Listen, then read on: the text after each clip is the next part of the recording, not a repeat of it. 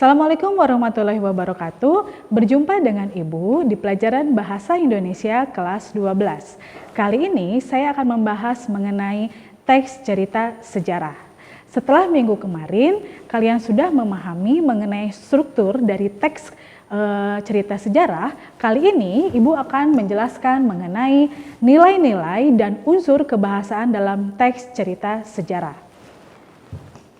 Tujuan pembelajarannya adalah yang pertama, agar kalian memahami apa itu nilai-nilai yang terkandung dalam teks cerita sejarah. Kemudian yang kedua, unsur-unsur kebahasaan apa saja yang ada dalam teks cerita sejarah. Yang pertama, nilai-nilai dalam teks cerita sejarah. Seperti yang kalian ketahui, di karya sastra, contohnya di novel atau di cerpen atau bahkan di cerita teks sejarah, harus mempunyai sebuah nilai-nilai yang disampaikan oleh pengarang kepada pembaca atau misalnya pengarang kepada pendengar. Nilai-nilai yang terkandung biasanya dalam teks cerita sejarah adalah pertama nilai moral, kemudian nilai kepahlawanan, nilai religius, nilai budaya, dan nilai sosial. Nilai-nilai adalah hal yang bisa dijadikan acuan perilaku hidup dalam kehidupan sehari-hari yang terdapat dalam teks cerita sejarah. Jadi kira-kira nilai-nilai apa saja yang ada dalam teks cerita sejarah atau apa yang kita bisa ambil dari teks cerita sejarah tersebut. Yang pertama adalah nilai moral. Dalam teks cerita sejarah itu pasti ada atau pasti mengandung nilai moral. Nilai moral adalah nilai yang kaitannya itu berhubungan dengan perilaku manusia. Misalnya ketika kita berbuat baik kepada seseorang, itu berarti termasuk kepada nilai moral yang terkandung dalam teks cerita. Kemudian nilai kepahlawanan adalah nilai yang kaitannya mempunyai kaitan dengan perilaku kepahlawanan dari tokoh tersebut. Sedangkan nilai religius adalah nilai yang kaitannya dengan keagamaan. Berarti misalnya dalam teks tersebut ada perilaku dari tokoh yang mengungkapkan atau yang merepresentatifkan nilai-nilai keagamaan. Misalnya ketika harus melaksanakan di tokoh tersebut harus melaksanakan sholat 5 waktu misalnya seperti itu. Kemudian nilai budaya adalah nilai yang kaitannya dengan budaya atau kebiasaan atau misalnya tradisi yang biasa berlangsung dalam masyarakat tersebut. Sedangkan nilai sosial adalah nilai yang kaitannya ada hubungan dengan sesama manusia. Misalnya gotong royong, kemudian bermusyawarah dalam mencapai mufakat. Itu adalah nilai-nilai yang terkandung dalam teks cerita sejarah. Dan semua nilai ini bisa jadi ada dalam sebuah teks cerita sejarah atau mungkin bahkan hanya beberapa.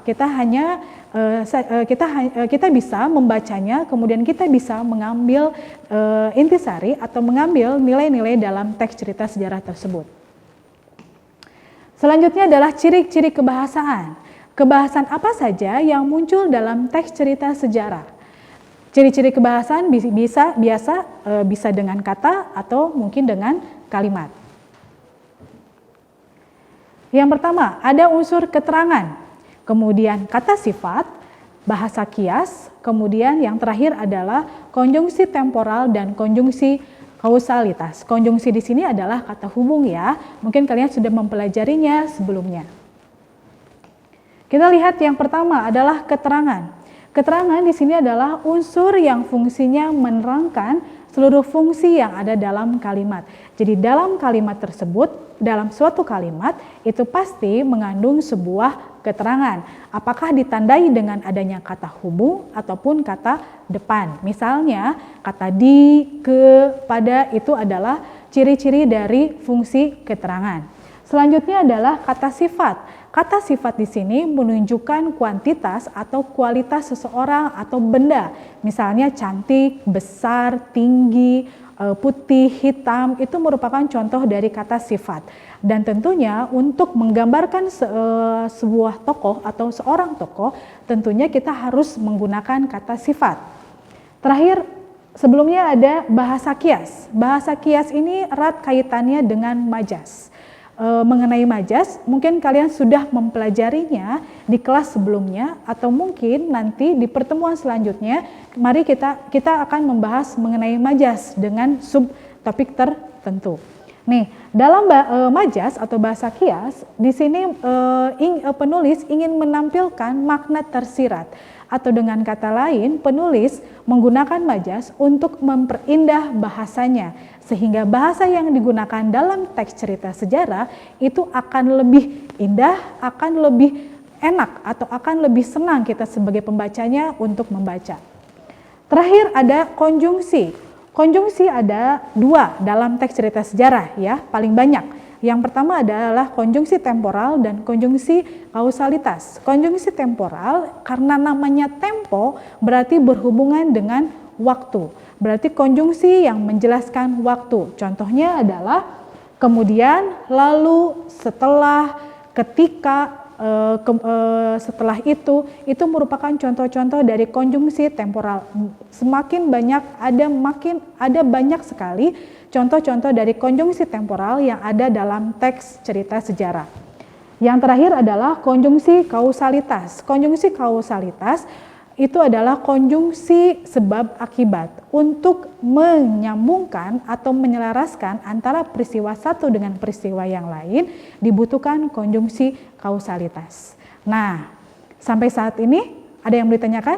Mudah-mudahan kalian lebih mengerti ya, lebih memahami nilai-nilai dan unsur kebahasaan yang ada dalam teks cerita sejarah. Terima kasih atas perhatian kalian. Berjumpa lagi di pembelajaran selanjutnya dalam teks editorial. Wassalamualaikum warahmatullahi wabarakatuh.